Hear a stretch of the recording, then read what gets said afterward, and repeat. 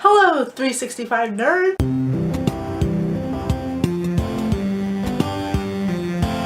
My name is Liz and today I am going to talk about studying abroad. My experience in studying abroad has been both short-term and long-term. To start out short-term, when I was an undergrad during one of my winter breaks, my school had a trip to London where we would spend 3 weeks taking English and art classes, and so we would read books that took place in London, we would go see plays, and for our art class we would look at slides in the morning and then that afternoon meet up at the museum and see these pieces in real life. That was awesome. That was my first time off the continent of North America, and even though in London they spoke English, it was still enough of a culture shock at the time to where the transition wasn't as bad, and again, it was short term. That trip was amazing. I had so much fun. It really opened me up to traveling long distances and not being afraid of it, not being afraid of long flights, seeing that they weren't that bad. About a year ago, I graduated and got my bachelor's, and then I was looking to go to grad school.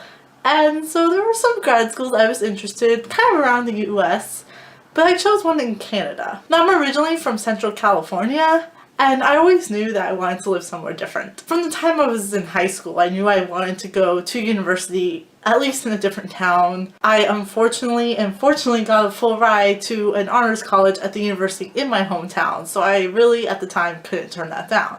And trust me, that was great, but at the end of my undergrad, I was just ready to make a change and live and experience somewhere else. Hence the move to Canada. It was also a program that was a good program and they wanted to give me funding for a master's, so I really couldn't turn that down either. So now I'm living in beautiful British Columbia. That's not me being pretentious. It literally says that on the license plate. I really encourage anyone to try to study abroad. It's cool to learn a different culture. I know Canada and the United States aren't too different, but there are enough differences that I'm learning. I'm learning what it's like to live in a new country.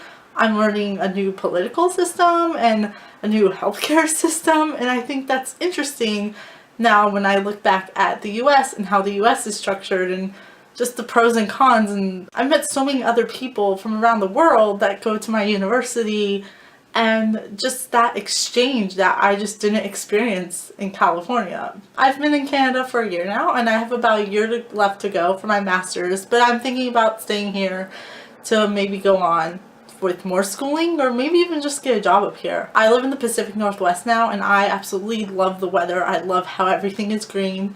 Yeah, it rains a lot, but I come from a place where we would maybe get 10 inches a year. And so the rain is so refreshing. I just like the culture, and the people are so friendly. People say thank you when you're walking off the bus to the bus driver. Like, that's so friendly.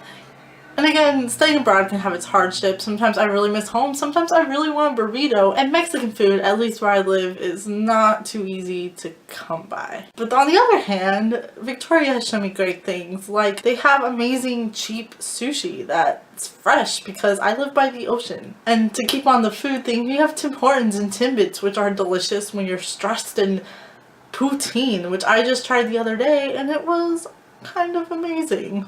But it's more than just the food. It's living in this new place. It's exploring. It's learning about a new culture, a new country. So now that it's been a year, I'm actually looking at other options of schooling or possible job careers in other countries, not on the North American continent.